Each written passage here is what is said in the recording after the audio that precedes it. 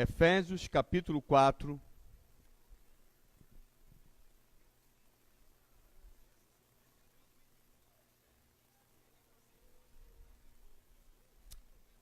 Nós faremos a leitura do verso 17 ao verso 19. Queremos hoje concluir esta sessão do verso 17 ao verso 19. Já consideramos, creio que 3 mensagens, se eu não estou enganado, nesta sessão, 3 ou 4 mensagens, mas eu quero concluir então, olhando para o resultado daquilo que temos visto através desse texto que Paulo revela, ou revelou ao escrever para a igreja na Ásia Menor, e consequentemente nós temos em nossas mãos. E que tem tudo a ver com a necessidade da palavra do Senhor. Estamos aí num domingo em que comemoramos ou celebramos ao Senhor a missão que a igreja possui, a missão ordenada pelo Senhor. E quando pensamos na missão, quando pensamos no compartilhar da palavra, do Evangelho, nós estamos então olhando exatamente para a necessidade do que o texto nos apresenta. Vamos à leitura do texto. Efésios 4:17 diz: Isto, portanto, digo, e no Senhor testifico, que não mais andeis como também andam os gentios na vaidade dos seus próprios pensamentos, obscurecidos de entendimento, alheios à vida de Deus por causa da ignorância em que vivem, pela dureza do seu coração, os quais, tendo se tornado insensíveis, se entregaram à dissolução para, com avidez, cometerem toda sorte de impureza.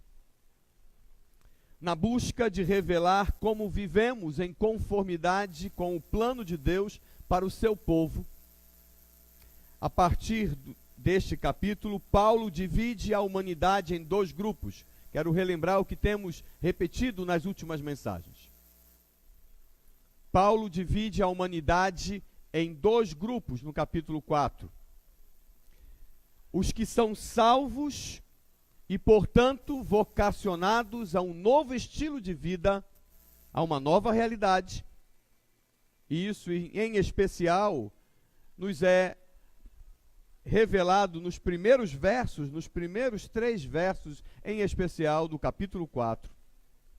E os que não são salvos e que vivem mergulhados em um sistema que mantém as pessoas aprisionadas, fadadas à orientação da natureza pecaminosa.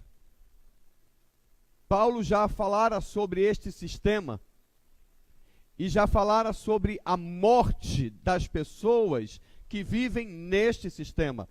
Isto quer dizer, assim, todos os que vivem no sistema e pelo sistema estão mortos. Mortos em seus delitos e pecados.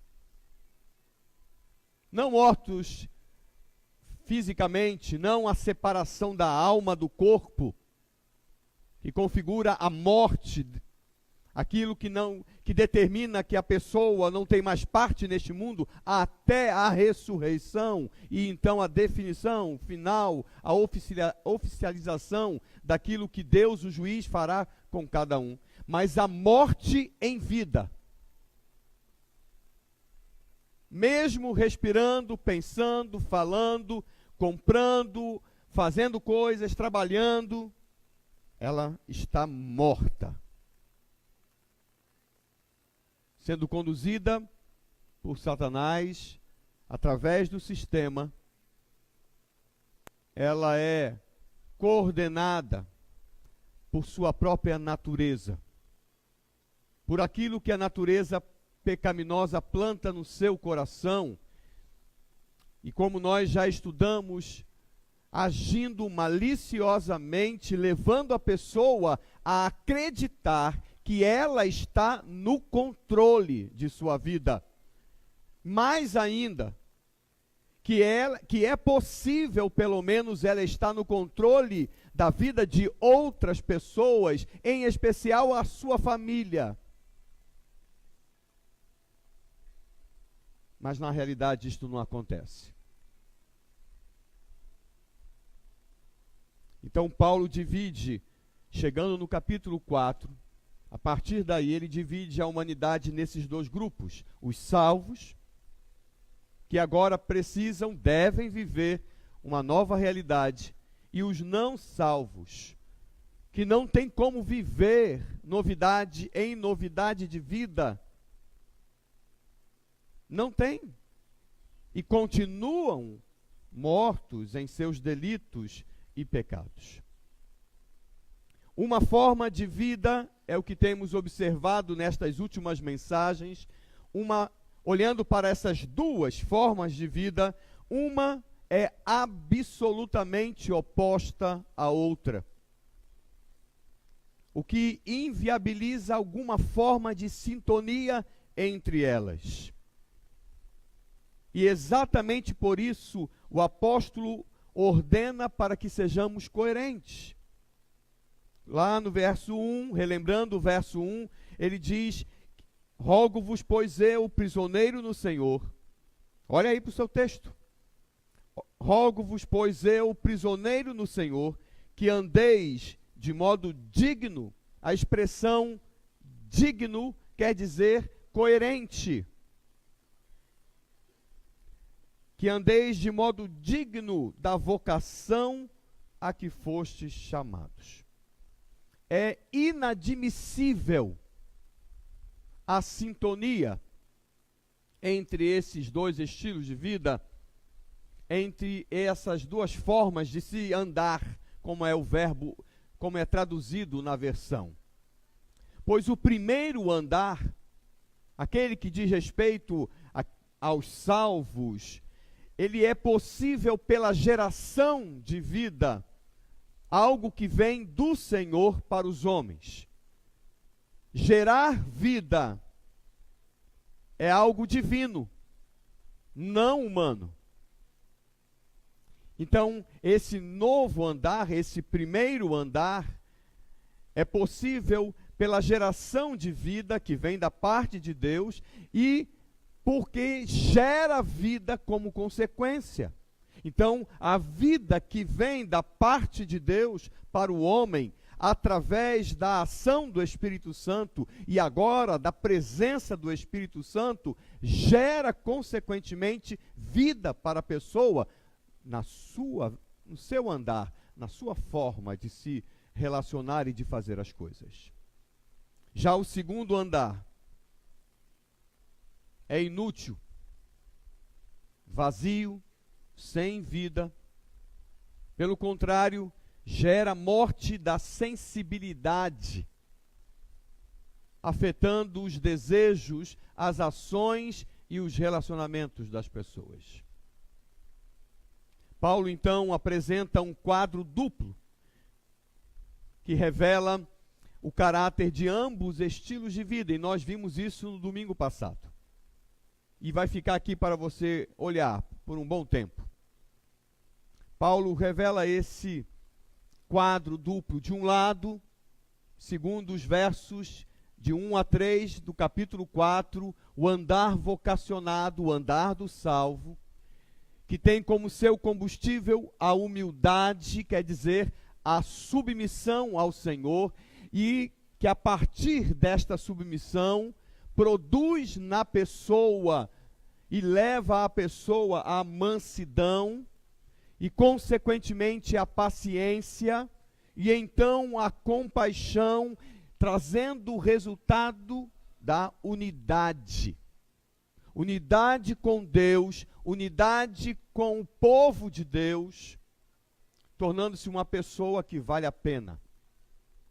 Não por ela, mas por aquilo que ela recebe do Senhor. Agora, do outro lado, que é o texto que é o estilo de vida que estamos considerando nos versos 17 a 19, o combustível é o orgulho. A vaidade de seus próprios pensamentos, que gera a ignorância e então a impaciência e finalmente a dificuldade de amar. E aí o resultado, que é o que queremos hoje abordar, é a dissolução. Paulo diz aí no verso 19, os quais, tendo se tornado insensíveis, se entregaram à dissolução, para com avidez cometerem toda sorte de impureza. Perceba, meus irmãos, olhe para este quadro, pois ele retrata o que está no texto, são opostos. A partir de sua motivação, de seu combustível, produzindo consequências distintas e resultado adverso. Então não há como ter sintonia entre eles. Por isso, relembrando, é que Paulo está dizendo no início do capítulo, vocês têm de andar em coerência com a vocação que receberam em Cristo Jesus. E agora no verso 17, eles se volta para essas mesmas pessoas que ele afirmou que eles precisam andar em coerência com a vocação recebida no Senhor. Ele se volta para essas pessoas e diz, isto portanto digo e no Senhor testifico, que não mais andeis. Se por um lado eles precisam agora andar por questão de coerência, de acordo com a vontade do Senhor, com os princípios do Senhor, também por uma questão de coerência, agora eles não podem mais andar como andavam antigamente. E como continuam a andar e viver aqueles que não estão no Senhor. Absolutamente tudo, e é isso que eu quero mostrar essa noite para você, absolutamente tudo em sua vida, eu disse tudo, e se tem uma coisa que nós aprendemos nas Escrituras, quando ela faz tal afirmação, é que tudo é tudo, absolutamente tudo em sua vida, assim como na vida de toda e qualquer pessoa, passa por essa realidade apresentada por Paulo. Ou você está de um lado, ou você está no outro, e não há uma terceira via. Não há um terceiro caminho. E como nós estamos afirmando desde domingo passado, não há como criar uma sintonia entre eles. Ou você está de um lado, ou você está do outro lado, ou você é conduzido ainda mesmo sendo salvo, se for salvo. Está sendo conduzido pela vaidade dos seus próprios pensamentos, movido pela natureza pecaminosa. Ou você está se submetendo ao Senhor Jesus Cristo, aprendendo de seus princípios e, consequentemente, aprendendo a viver de uma maneira diferente, matando o seu eu. Hoje nós não vamos ver isso, mas na sequência do texto você vai perceber aquelas expressões conhecidas nas Escrituras, especialmente no Novo Testamento: despojar e revestir, jogar fora determinadas coisas e assumir novas coisas. É que Paulo vai nos mostrar. Então, tudo passa por essa realidade. Todo e qualquer problema é identificado nesse quadro, assim como suas consequências. Todo, eu disse todo, qualquer coisa. E eu quero disse para alguém, disse para o Tony e a Rejane no início desse culto, que eu quero apresentar, a minha intenção era apresentar isso através de alguns exemplos. E eu quero exemplificar isso. E enquanto eu vou falando, você vai ouvindo e vai olhando para o quadro, você vai poder identificar o que eu vou falar nos exemplos que eu estabeleci para exemplificar as questões, primeiro, de pecado, de ação pecaminosa. Tá certo? Então, o que eu vou usar aqui como exemplo é como exemplo. Entenda isso e saia daqui com essa compreensão. É como exemplo, não exclusivamente essas coisas, não somente essas coisas, porque eu já disse que tudo passa por essa classificação. Então, eu não posso falar sobre tudo. Então eu posso exemplificar através de algumas coisas. E eu quero fazer isso. Tá bom? Então vamos lá. Corrupção. Eu quero começar com a corrupção. Talvez seja um dos pecados bem atuais e bem na moda no nosso país. Não é verdade? Corrupção. Vamos pensar em alguém que está agindo em corrupção. A pessoa age mediante a vaidade de seus próprios pensamentos, movida pelo desejo plantado no coração por sua natureza. Se ela é do Senhor, ela sabe que é pecado. E não somente sabe, pois ela resiste à sua consciência. Quando o Espírito Santo desperta a sua consciência, usando a palavra de Deus, seja esta pregada, cantada, aconselhada, seja de que forma for, lida, a pessoa que está vivendo e persistindo em viver em corrupção, se for do Senhor, ela está se rebelando contra o Senhor, sabendo de seu erro, mas movida por outras razões, por outros sentimentos, ela insiste. Talvez por acreditar na conversa da natureza pecaminosa, que parece dizer para todas as pessoas que cometem pecado, que com ela será diferente, que com ela não haverá as consequências que já ocorreram com as outras pessoas. Então ela simplesmente acredita nesse tipo de conversa e sabe que está errada, mas ela continua a agir. Se ela não for do Senhor, ela não tem esta consciência. Ela não tem este referencial de pecado. Ela não tem um referencial da santidade de Deus, que vai lhe pesar em sua consciência.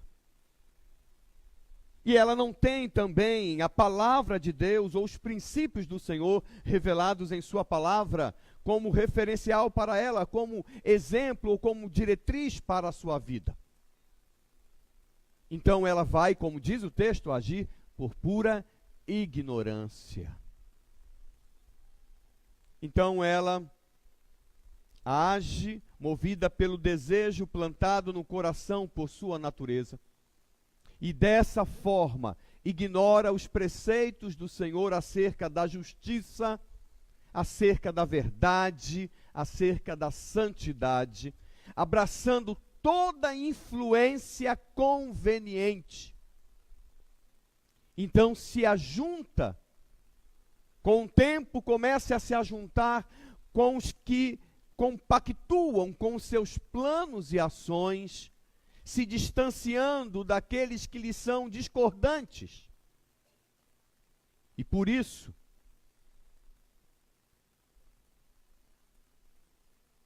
prováveis motivadores da sua desistência, ou da desistência de seu pecado. E o resultado, então, é a dissolução, em forma de corrupção do bom senso, da justiça e do amor, e em forma também da separação das pessoas. O corrupto personifica o egoísmo. E nas Escrituras, em alguns textos, é este o exemplo que Deus usa para exemplificar o egoísmo. Porque o corrupto pensa em si. Pensa somente no resultado pragmático daquilo que vai receber, que vai ter e que vai usufruir segundo o seu pensamento, segundo a sua vontade, o seu desejo. Então a corrupção é um problema identificado nesse quadro. Vamos para um segundo exemplo, o adultério. Movido pelo desejo plantado no coração, a pessoa se distancia da pureza e da fidelidade. Pensando, sonhando, planejando e executando aquilo que a cobiça lhe determina. É o que, por exemplo, acontece e está descrito no capítulo 1 de Tiago. Abra lá a sua Bíblia em Tiago, capítulo 1. E olha o que Tiago nos diz.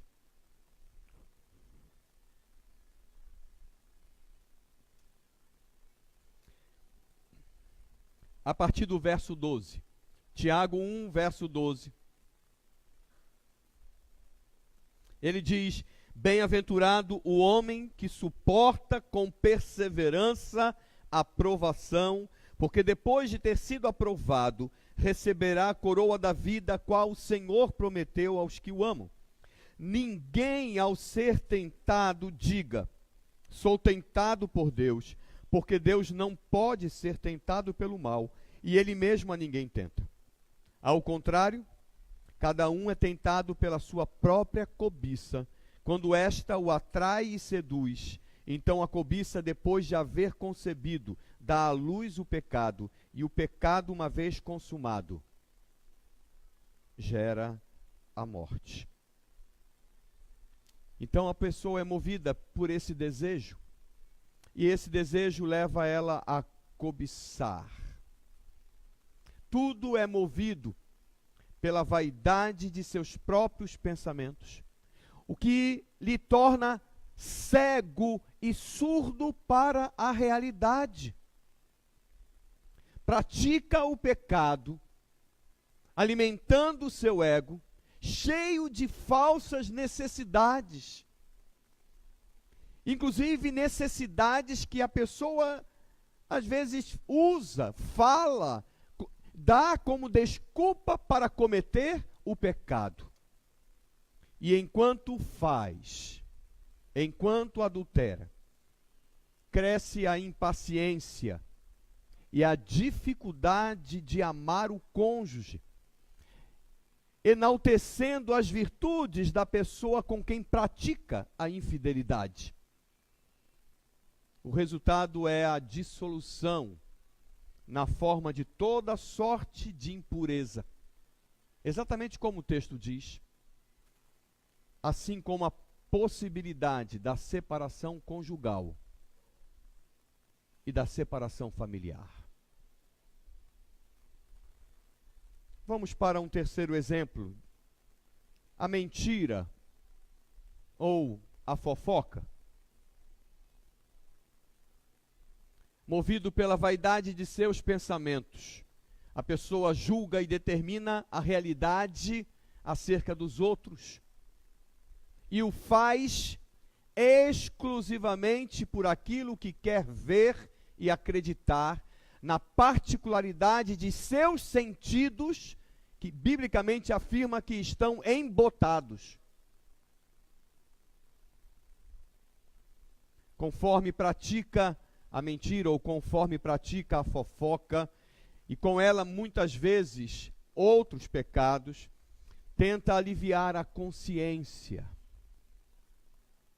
criando motivos que sustente sua língua desenfreada. E diante de toda e qualquer pessoa que lhe possa contradizer, torna-se arredia, ou até mesmo raivosa, agressiva, a fim de se defender. E vai se distanciando, como se a outra ou as outras pessoas fossem suas inimigas e ela fosse a injustiçada. Esse distanciamento promove a dificuldade de amar, o desamor e o consequente rompimento, cheio de malícia e intenções impuras,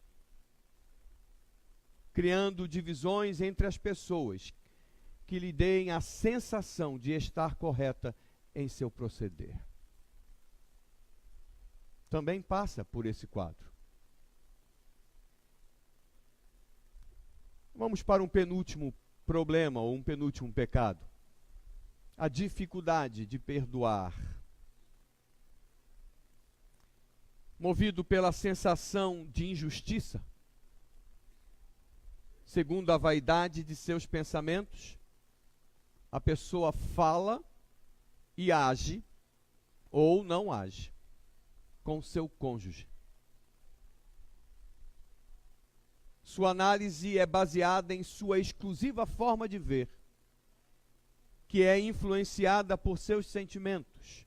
Daí vive a reagir ao cônjuge. Se há, por parte do cônjuge, uma ação amena, ela reage com tranquilidade e paz. Mas se há ação intensa por parte do cônjuge, ela reage com discórdia e ira. O tempo vai passando e a rotina vai se estabelecendo. E com a rotina, a impaciência.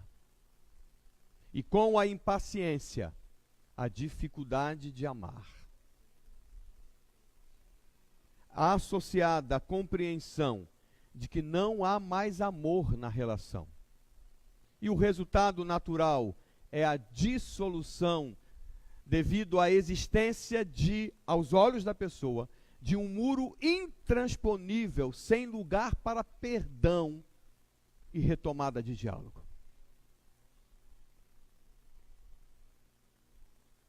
Vamos para um último tipo de pecado muito descrito nas Escrituras, especialmente no Novo Testamento: divisão na igreja, movido pelo ego. A discordância é estabelecida.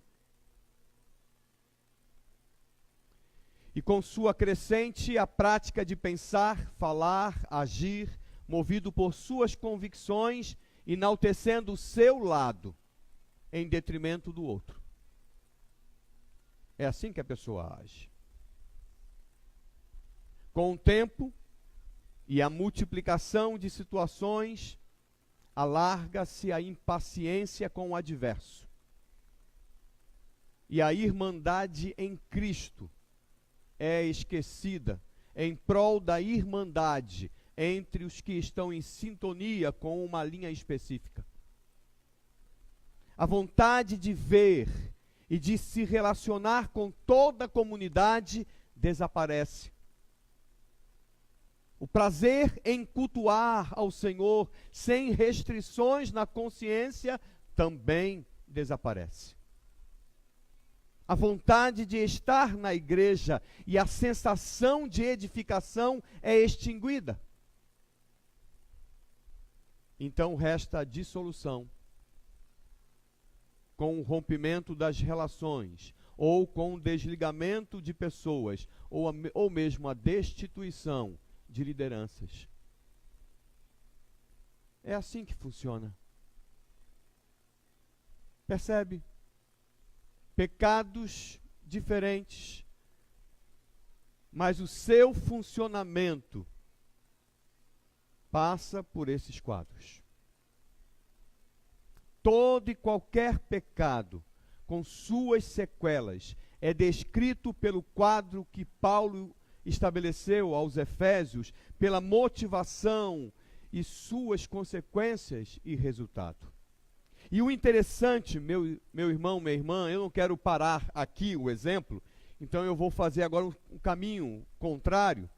O interessante é que se em qualquer desses pecados, ou até de outros pecados, a pessoa se voltar para o Senhor, submetendo-se aos seus preceitos, tudo será diferente.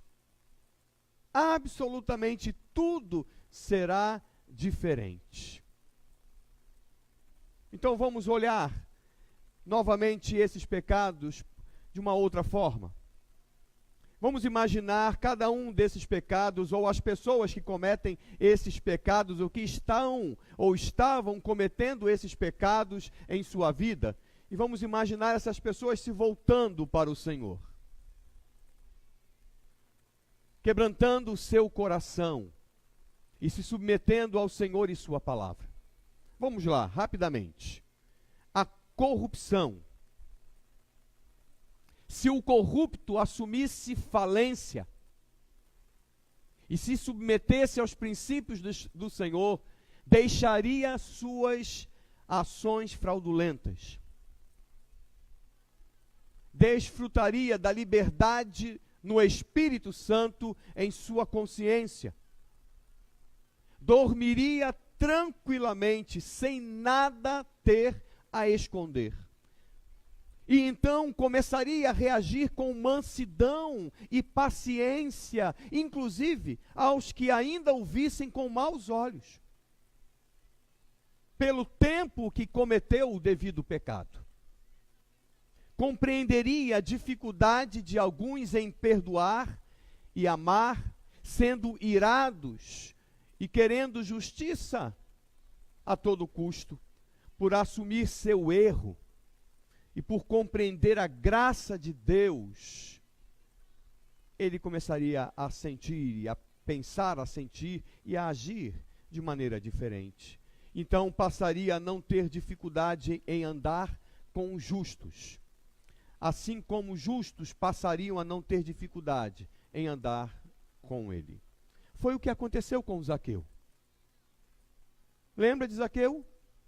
Eu não quero abrir o texto lá, só quero lembrar acerca da experiência de Zaqueu, e quero frisar que no caso de Zaqueu foi um caso de literal conversão, porque foi isso que Jesus Cristo disse acerca dele.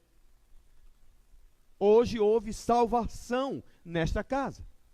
Mas qual foi a reação de Zaqueu? Zaqueu era visto com maus olhos pelo povo, porque era corrupto, perseguidor de seu próprio povo, por causa da função e posição que tinha, e então corrupto, usufruía dos bens que tirava do povo. E aí a decisão dele foi: Senhor, ele não falou sobre espiritualidade, ele não disse: Senhor, a partir de agora eu vou para a igreja, eu vou para o templo, eu vou ler a Bíblia todo dia. Essas coisas estariam naturalmente incluídas dentro daquilo que ele aprenderia acerca do Senhor, ou do Senhor, de seu povo. Ele disse do seu pecado. Quando ele olhou para Jesus e reconheceu Jesus como Senhor, ele viu o seu pecado e viu que não poderia continuar com o seu pecado diante do Senhor. Então ele se volta para o Senhor e afirma: Senhor, eu vou vender aquilo que eu peguei com juros e de maneira ilícita e vou distribuir entre as pessoas. E aí o Senhor afirma que houve salvação para aquele homem. Vamos pensar no adultério. Se a pessoa que está cometendo o adultério se arrepende, voltando-se para o Senhor, começa a se disciplinar no amor para com Deus, se distanciando da impureza. Ela não aguenta a impureza. Com a lembrança do Senhor, com a lembrança da santidade do Senhor, ela não suporta mais o seu pecado. Ela não aguenta o peso em sua lembrança e sobre os seus ombros. O seu problema é com o Senhor. Então ela se volta para o Senhor e começa a se distanciar da impureza. Ela passa a se esforçar no desenvolvimento da relação com seu cônjuge, o que lhe conduz à mansidão e à paciência, promovendo com o tempo uma crescente compaixão e desejo de ajudar ao seu cônjuge a se santificar. O resultado é a unidade na relação, assim como para com todos os que têm o mesmo alvo. Meu irmão, minha irmã, foi assim que aconteceu com Davi. É o último exemplo, o último personagem bíblico que eu quero dar como exemplo. Foi exatamente o que aconteceu com Davi. No caso de Zaqueu, conversão para o Senhor. No caso de Davi, alguém que já era do Senhor,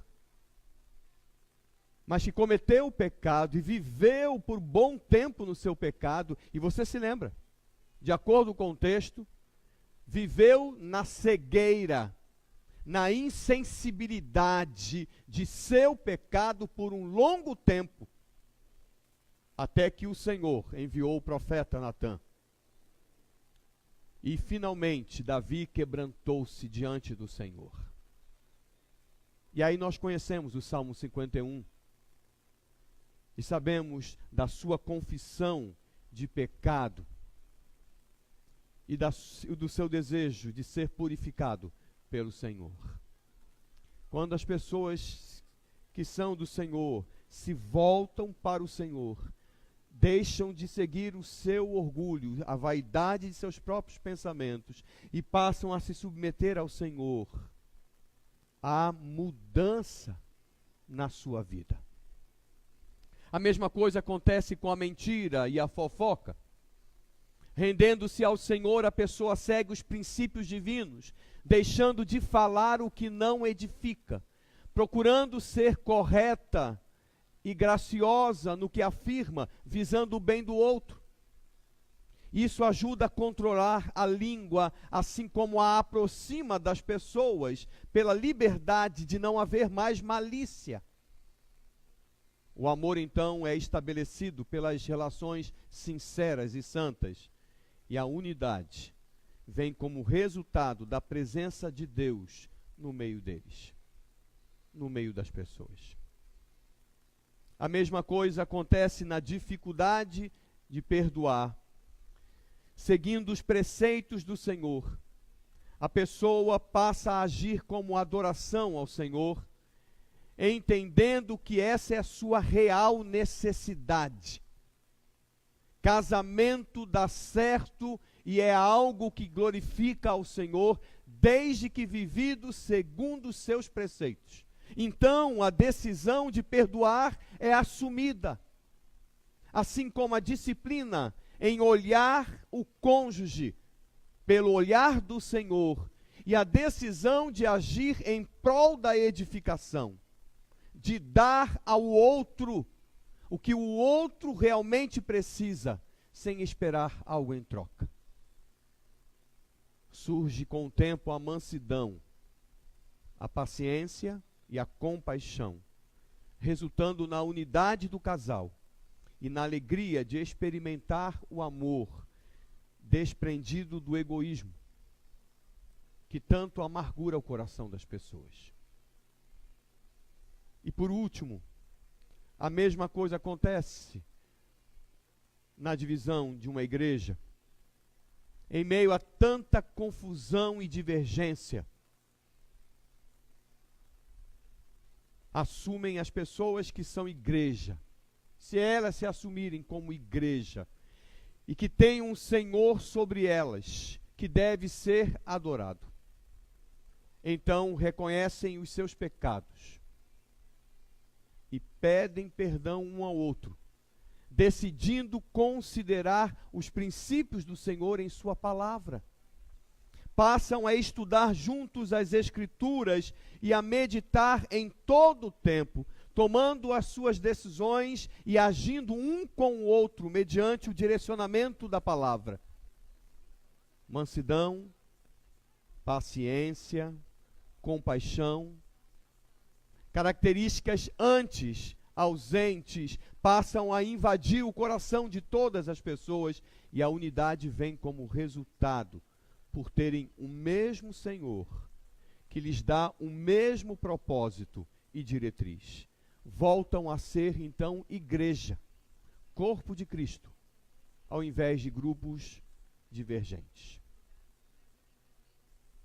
Em qualquer pecado, se a pessoa se voltar para o Senhor, submetendo-se aos seus preceitos, tudo passa a ser diferente. Absolutamente tudo. Meu irmão, minha irmã, o que promove o distanciamento do Senhor e a insensibilidade para com o pecado nasce no coração do homem. Plantado pela natureza pecaminosa, ajudado pelo sistema em que este mundo determina a vida neste mundo, criando um ambiente propício para que prevaleça a vontade da carne e dos pensamentos. A proximidade com o pecado vai aumentando a insensibilidade, levando a pessoa da apatia para com o pecado no início, porque a insensibilidade começa com a apatia pelo pecado. Ela está vendo o pecado, ela observa o pecado, ela sente o pecado, mas começa a se tornar apática, não se distanciando do pecado, mantendo-se ali, olhando, sem agir, sem reagir àquele pecado.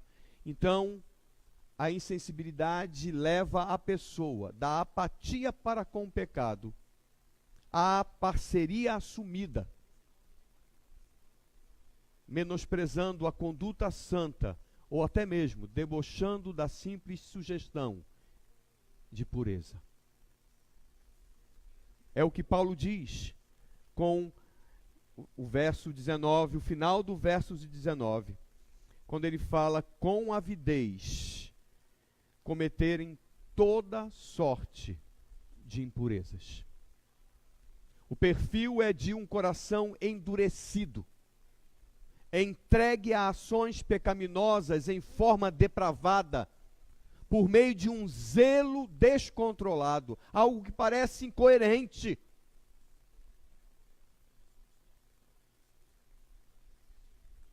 Mas é exatamente o resultado para com as pessoas que vivem pela vaidade de seus próprios pensamentos. Então eu quero concluir lembrando aquilo que temos aprendido nesta carta, e especialmente nesta seção da carta. Se o seu coração não for disciplinado a se submeter ao Senhor, reconhecendo quem Ele é e quem você é, certamente andará como aqueles que não são do Senhor e vivem pela vaidade de seus próprios pensamentos. Mesmo estando dentro da igreja, mesmo vivendo em meio a uma família de convertidos, se o seu coração não for disciplinado a se submeter ao Senhor, vai andar como eles. E aí sofrerá as consequências de seu orgulho e viverá mal, pois não terá a paz de Deus, nem será aperfeiçoado pelo Espírito Santo, aprendendo a amar. E para piorar, teimará em colocar a culpa nos outros.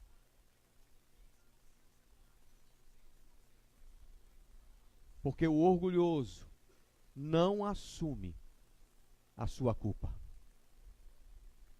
O que Paulo nos ensina é que, como salvos, alcançados pela graça de Deus, Nós temos que aprender a confiar no Senhor e a nos submeter a Ele, vivendo em conformidade com aquilo que aprendemos em sua palavra. Por isso que ele diz, voltando ao texto, ele diz, isto portanto digo. Aliás, vamos ler juntos. Verso 17. Isto, portanto, digo, e no Senhor testifico, que não mais andeis como também andam os gentios na vaidade dos seus próprios pensamentos. Vamos ler de novo. Isso é, se você tem a mesma versão que eu estou lendo, vamos ler juntos. Isto, portanto, digo, e no Senhor testifico, que não mais andeis como também andam os gentios na vaidade dos seus próprios pensamentos. Vocês não podem mais andar como aqueles que não são vocacionados pelo Senhor. Homens, se vocês foram alcançados pela graça de Deus, pela salvação graciosa do Senhor, vocês não podem continuar vivendo da mesma forma como sempre viveram. Homens, vocês não podem determinar o que é melhor para você. Vocês não podem ser senhores de suas próprias vidas, nem da vida de sua esposa, nem da vida de seus filhos. Homens, vocês precisam quebrantar o coração, aprender do Senhor e se disciplinar a viver aquilo que aprende do Senhor. Dia após dia, como diz a palavra em vários textos, meditando dia e noite na sua lei, para que o coração de vocês seja diferente, para que a vida de vocês seja diferente, para que a família de vocês seja diferente. Vocês também não podem mais andar, não podem mais viver como determina este mundo, o que é uma esposa, o que é uma mulher, o que é um filho, uma filha, porque este mundo jaz no sistema, que é coordenado pelo príncipe da potestade do ar, criando um ambiente para a sua natureza prevalecer sobre você. Então, mulheres, vocês não podem mais viver o seu relacionamento conjugal da forma como que as mulheres do mundo vivem. Vocês não podem ter mais os mesmos alvos que ela tem, que elas possuem. Vocês não podem determinar o que é melhor para os seus filhos. Vocês não podem agir com malícia para com seus maridos. Vocês têm que aprender do Senhor o que é ser mulher, porque foi Ele que criou vocês. E tem que aprender do Senhor como vive uma mulher do Senhor, uma mulher santa, e que adora o Senhor, e que serve a Ele com os seus dons e talentos. Nós não podemos mais viver como vivíamos antes de conhecer a Jesus Cristo. Como que você está vivendo? Seu andar tem sido coerente com a vocação de ser igreja? Como tem sido a sua vida? Feche seus olhos e responda ao Senhor nesse momento.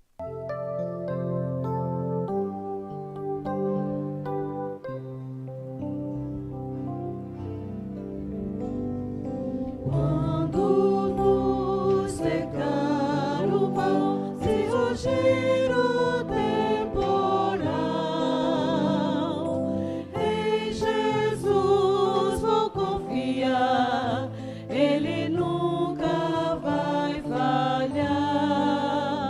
Quando a